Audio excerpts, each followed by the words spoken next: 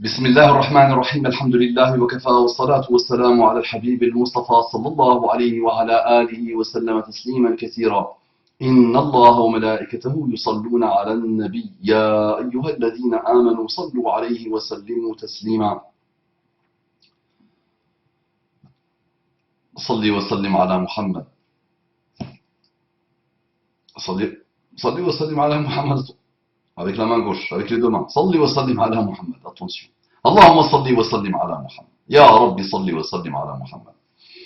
Rabbi shrah li sadri wa yassir li amri wahlul 'uqdatan min lisani yafqahu qawli. Ikhwani akhawati, abna'i banati asdiqai sadiqati a'da'i aduwati.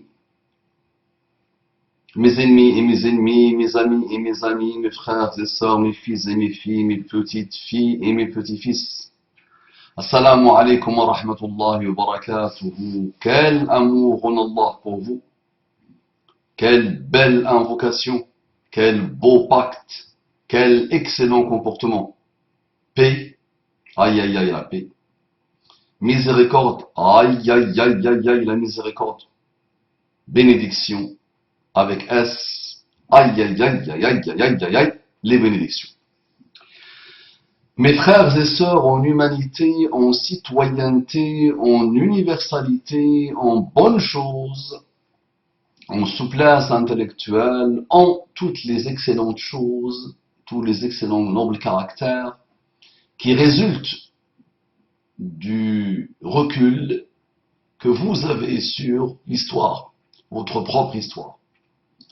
Je vous dis, j'ai beaucoup d'amour pour vous, j'ai beaucoup d'affection pour vous, et j'aimerais bien qu'on avance ensemble intelligemment. Je demande à Allah subhanahu wa ta'ala de vous combler par la guidée islamique, à vous, qui ne dépendra que de vous, de votre intelligence et de votre rationalité.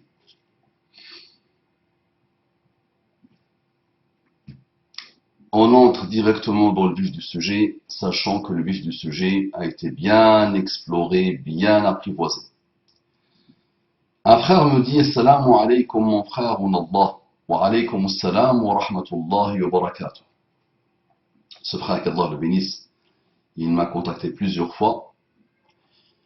Je suis un ex-chiite, puis Allah m'a guidé vers le Coran et la Sunna, alhamdulillah. M'a guidé, l'auxiliaire avoir et le verbe est conjugué. C'est pas m'a guidé avec ER. Qu'Allah te guide aussi vers un respect minimal de la langue de Victor et de Molière. Donc Allah t'a guidé vers le Coran et la Sunna. Quand tu étais chiite, tu étais loin du Coran. Et quand tu étais chiite, tu étais loin de la Sunna. Tu es revenu à l'islam, alhamdulillah. Très bien. Mon souci, je dois te féliciter. Tu es un profil rare. Une personne qui a grandi avec des sectaires, il ne peut que être sectaire majoritairement, sauf si il te ressemble. Une personne qui a grandi dans l'immobilisme, il ne peut que être immobile, rigide, aride, obtus, borné, hors du temps, sauf s'il te ressemble. Une personne qui a écouté les corbeaux de l'extrême ou des extrêmes, il grandira lui aussi extrémiste. Une personne qui a grandi en écoutant ses parents attaquer les arabo-musulmans, il deviendra comme... Donc rares sont ceux, subhanallah, qui évoluent autrement, qui remettent en cause les pourritures et les pourrissements qu'ils ont connus. Donc tu as un très grand niveau, mon frère, et ce n'est pas par hasard.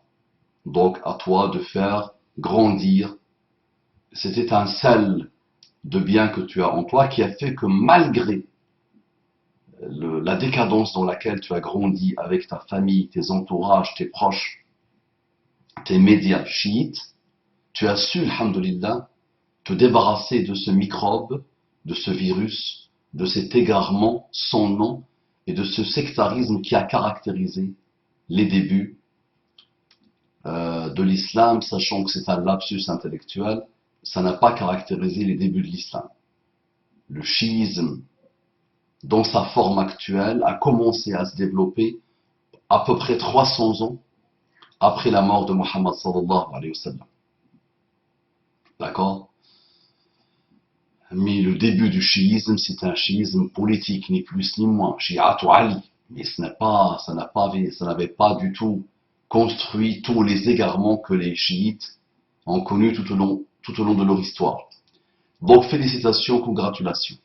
Mon souci est que ma famille, qui est chiite, dise toujours des mensonges sur les sahaba devant moi, et des fois même, des gens de mon entourage les maudissent. Normal, le chiite extrémiste se réveille le matin, au lieu de dire Alhamdulillah, au lieu de dire Alhamdulillah alladhi ahyana ba'dama amatana wa ilayhi an-nushur, Alhamdulillah alladhi afani fi jasadi wa radda alayya ruhi wa adhna li bi dhikrih, a'udhu bi kalimati Allahi tammati min sharri ma khalaq, a'udhu bi kalimati Allahi tammati min sharri ma khalaq, a'udhu bi kalimati Allahi tammati min sharri ma khalaq. Le chiite extrémiste, le pauvre, va se réveiller le matin pour dire Allahumma al'an Aba Bakrin wa Umara wa Aishata wa man tawallahum. Oh Allah, maudit Aba Bakr. Oh Allah, maudit Omar. Oh Allah, maudit Aisha. Et tous ceux qui les aiment. Et tous ceux qui les ont pris comme alliés. Tu vois? Donc ça, c'est le chiite, le pauvre. Donc c'est un pourrissement sans nom. Il suffit que la personne juste utilise au minimum son cerveau, et elle verra la bêtise. Mais quand on est tellement sectaire et tellement sectarisé, on ne voit plus rien, malheureusement. Donc, ils les maudissent devant toi, ta famille. Comment réagir face à ce genre de situation? Car je sens ma colère monter des fois, mais je me contrôle par la permission d'Allah, car après le tawhid, Allah a insisté, je pense, a cité plutôt, c'est pas à citer avec S, Allah a cité, C-I-T-E accent, c'est pas S-I-T-E accent E, Allah a cité le respect envers les parents. Non. Donc mon frère, bah, tu subis ce que je subis, ce que l'autre subit. À longueur de journée, des gens attaquent l'islam et les musulmans, mais surtout l'islam. Les musulmans sont faibles, les pauvres. Ils ne méritent même pas qu'on les attaque. Donc il y a des gens qui attaquent à longueur de journée l'islam partout dans le monde. D'accord? Les Sahaba, avec l'avènement de l'internet, avec l'avènement de la télé parabolique, bah, à longueur de journée, les chiites attaquent devant toute la planète les Sahaba à longueur de journée. Et ils écrivent des livres, ils font des émissions, tu prends ta zapette, tu te mets devant les chaînes qui pullulent sur les chaînes paraboliques, tac, tac, tac, tac, tac, tu ne trouves que ça. Comme si le monde s'est arrêté aux Sahaba et à l'insulte, et à la malédiction sur les Sahaba. D'accord? On regarde, on voit des gens qui attaquent tout le monde à longueur de journée. On voit des gens qui attaquent les savants à longueur de journée. Les matérialistes ne font que ça. Et le monde attaque le monde, et les gens s'attaquent. D'accord? Dans nos familles, on voit des bêtises sans nom. D'accord? Les Français moyens, normaux, voient des gens de leur entourage attaquer méchamment, bassement, les arabo-musulmans. Et ils souffrent de ça. D'accord? Donc comment tu réagis, mon frère? Je te dis plutôt comment tu agis. La réaction, il faut toujours qu'elle soit sage, clairvoyante, intelligente, pertinente, efficace. Sois dans l'action. Toi qui connais bien tes parents, comment tu fais pour être exemplaire? Comment tu fais pour les conseiller doucement, sur la durée, avec sabr? Inna Allah ma'as sabirin. Si Allah nous demande de parler, d'exhorter, de conseiller les chrétiens et les juifs avec la meilleure manière, avec l'excellente manière. Imagine des musulmans qui ont dévié et qui se sont sectarisés. Tes parents restent quand même musulmans. Ils croient en Allah, ils croient en Muhammad comme prophète d'Allah, ils croient en la parole d'Allah, d'accord? Ils sont croyants, ils croient en Allah, ses prophètes, son livre, ses anges, le destin, qu'il soit bon ou mauvais, et avant, Yawm al-Akhir, le jour du jugement dernier. Les fondements, ils sont là, les piliers, ils sont là, d'accord? Mais ils ont pris comme pilier unique, qui remplace tous les autres piliers, c'est la détestation et la haine de ceux qui ont été formés par Muhammad sallallahu alayhi wa sallam. Les sahaba, les compagnons. Sur une bêtise intellectuelle sans nom en plus. Si tu t'assois avec le chiite, et s'il n'est pas sectaire, il verra rapidement la latrine dans laquelle il nage, et la puanteur dans laquelle il nage, et le non-sens dans lequel il nage. Donc à toi d'être dans l'action. Tu connais parfaitement les chiites, à toi de nous écrire des passages de ce que tu vois chez les chiites pour qu'on puisse les conseiller. À toi d'écrire et de commenter un peu ce qu'ils font. À toi d'essayer, puisque tu connais la racine du mal, à toi d'essayer, Inch'Allah, de changer ta communauté chiite, de la modifier, de la faire progresser, de l'améliorer, et de l'aider, et de la sauver d'elle-même. À toi de constituer des groupes, Inch'Allah, sur Internet, sur les réseaux sociaux, équilibrés, sages, parmi les chiites qui disent stop à cette escroquerie intellectuelle, à ce sectarisme sans nom. D'accord? Tes parents, tu leur dois respect, tu leur dois douceur, tu leur dois gentillesse. Mais tu peux, mon ami, gentiment, avec adab, avec comportement, leur dire, mon père, ma mère, réfléchis un peu. Attention, les parents, c'est pas, et ils disent tout ce qu'ils veulent, ils font tout ce qu'ils veulent, et j'applaudis moi parce que je crains Allah. C'est pas comme ça. C'est une aberration de croire que c'est comme ça. وإن جاهداك على أن تشرك بي ما ليس لك به علم فلا تطعهما. Ne leur obéis pas. D'accord. Donc avec adab, il m'arrive à parler avec ma mère, il m'est arrivé à parler avec mon père, et de lui clouer ou de là lui clouer le bec parfois. Et parfois il faut, tu les vois dans un égarement, tu les vois dans une bêtise, tu les vois dans une injustice, à toi de savoir leur parler calmement pour qu'ils se calment, pour qu'ils se remettent en cause. Ça, tu ne veux pas le faire en une seule fois, et tu penses que ça va marcher, il faut le faire sur la durée. Le sabr toujours, l'endurance sur la durée. J'ai beau leur parler des hadiths sur les éloges du prophète alayhi salatu wassalam envers les sahaba, mais ils pensent que les hadiths sunnites sont des mensonges, je crois. Ils sont vraiment à fond dans leur croyance, mais Dieu guide qui il veut. Bref, voilà mon souci, comment réagir. Je demande à Dieu de nous réunir tous au paradis et qu'il te récompense pour tout le travail que tu fais par la meilleure des récompenses. Amin. Mon problème, mon frère, leur citer des hadiths, mon frère, tu peux même leur citer le Coran, ils vont toujours trouver le moyen de mentir et de se mentir à eux-mêmes. C'est une problématique de inna fi dhalika la ayatin liqawmin yatafakkarun. Point. C'est une question, une problématique d'un raisonnement pervers, mauvais, de cerveau et du cœur, ni plus ni moins.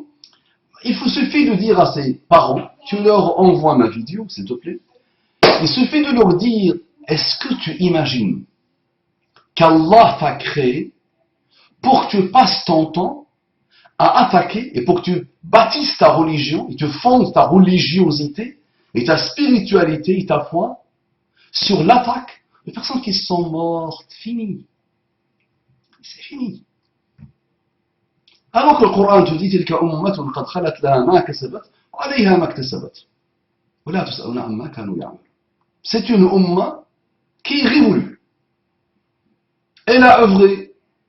Ce qu'elle a œuvré, elle sera récompensée pour ce qu'elle a fait de bien. Elle sera questionnée, on lui demandera des comptes, elle assumera les choses qu'elle a fait. Et on ne vous questionnera pas sur ce qu'ils étaient ou sur ce qu'ils ont fait. Donc, occupe-toi de ton contexte, de ton vécu à toi, de ta génération à toi, de ce que toi tu peux apporter. D'accord? Donc ce n'est qu'un problème de cerveau qui est pourri. Et quand le cerveau est pourri, d'accord, cite-lui le hadith que tu veux. D'accord? Tu sais, je te donne une information que tu connais sûrement ou que tu ne connais pas encore.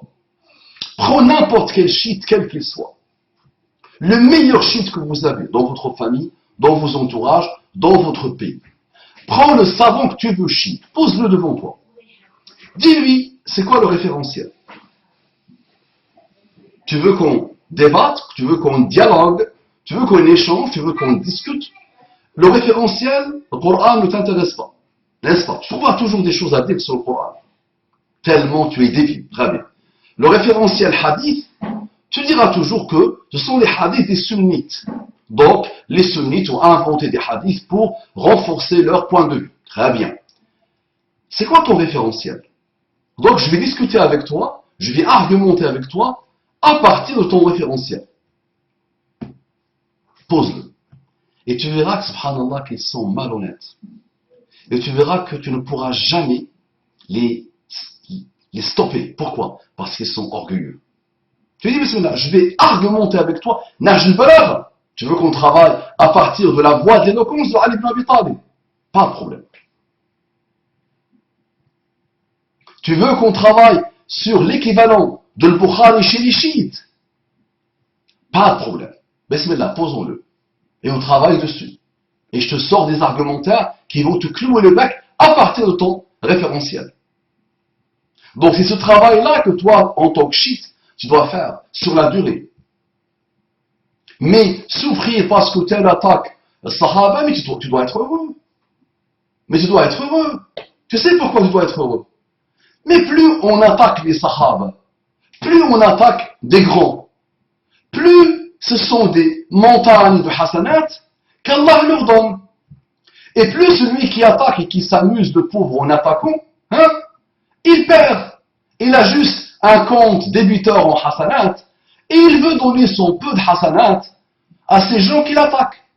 Et une fois qu'il n'aura plus de hasanat, Allah va prendre leurs sayyi'at à eux, d'accord, et il va les mettre sur son dos à lui.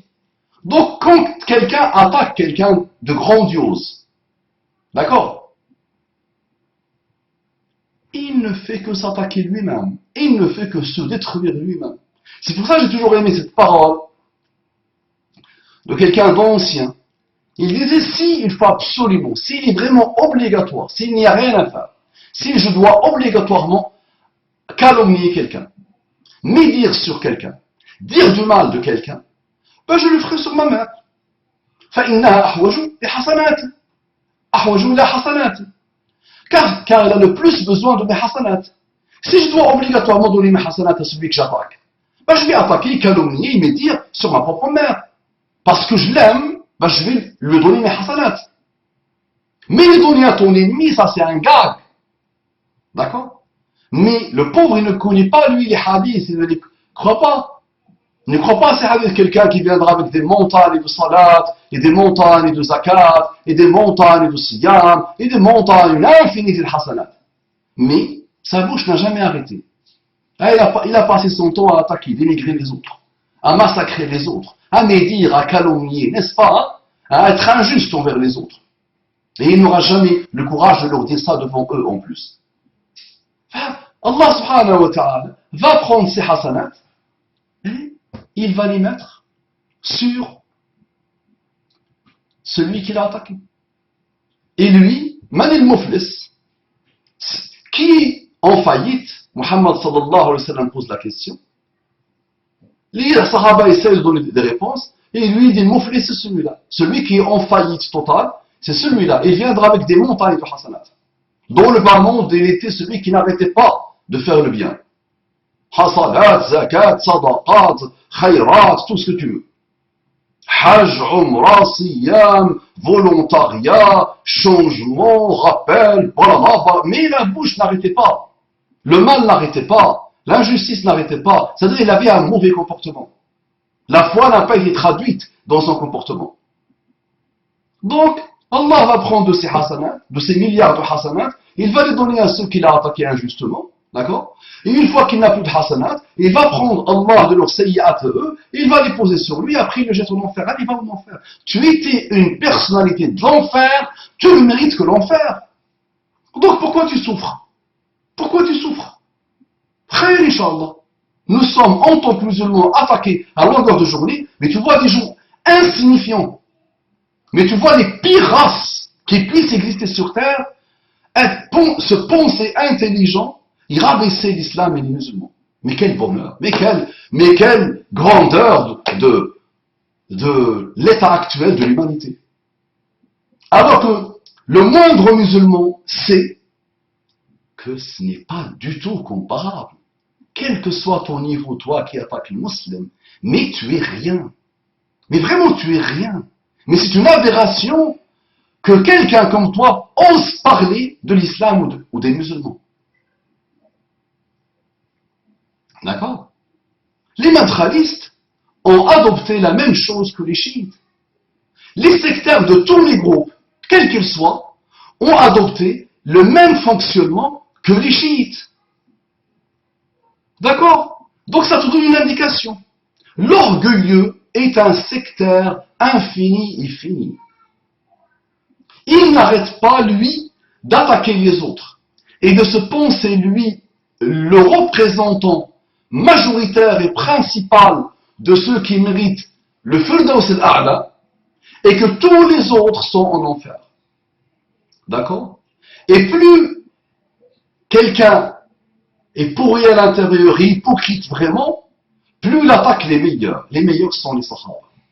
Vraiment, si tu as besoin de connaître le critère qui permet d'avoir une idée sur l'âme de quelqu'un, regarde-le par rapport aux Sahaba. Parce que quand les gens attaquent Sahaba, les Sahaba c'est l'ennemi, ce sont les ennemis de toute une infinité de mécréants et d'égarés. Tous les mécréants et les égarés tout au long de l'histoire ont essayé et ils continuent à attaquer les Sahaba. C'est pas pour le plaisir d'attaquer des humains. En attaquant les Sahaba, ils attaquent le Coran. C'est ça. En attaquant les Sahaba qui ont transmis le Coran, ils finiront, ils ont déjà dit que le Coran est faux, n'est pas la parole d'Allah. Et tu sais bien que les chiites l'ont déjà fait ça. Donc c'est ça, payer l'islam dans sa fondation, dans ses fondements. Si c'est qu'une attaque contre un humain, c'est pas grave. Mais le but, caché, camouflé, c'est vraiment attaquer le Coran et la Sunna. Ce qui est vraiment l'islam dans sa grandeur. Ce qui est vraiment le besoin, l'oxygène de toutes les âmes jusqu'à la fin des temps. Donc ce n'est pas une question simple. À toi d'agir. Arrête de réagir. À toi d'agir sur la durée. Moi maintenant, le sunnite peut raconter ce qu'il veut, même si je n'aime même pas le mot sunnite. D'accord? Le musulman non chiite. Allez, le musulman non chiite peut raconter tout ce qu'il veut. Mais moi je connais les chiites. J'ai grandi avec. Je connais leur bassesse. Je peux, moi, parler d'eux. Je peux avoir la légitimité de parler d'eux. Envoie-moi tes messages, va dans les forums, parle de ce que tu observes comme bassesse chez les chiites. Et dis-leur, votre raisonnement a atteint toutes ses limites. L'heure est arrivée pour vous de vous remettre en cause. Ça marche mon frère, qu'Allah te bénisse. Aslahallahu laka ad-dunya wal akhirah. Continue, remets-toi en cause, avance, élève ton niveau, Inch'Allah, raffine-toi, d'accord? Et apporte des choses, Inch'Allah, au monde et sauve les chiites de leur égarement. Assalamu alaikum wa rahmatullahi wa barakatuh.